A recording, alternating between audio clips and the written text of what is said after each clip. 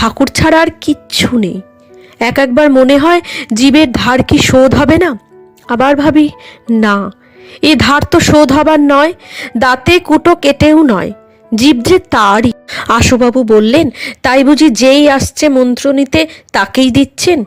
মা বললেন, কত শোক তাপ পেয়ে, কত জ্বালা যন্ত্রণায় জীব ছটফট করে আসছে, ঠাকুর না হলে কে তার জ্বালা ঘোচাবে?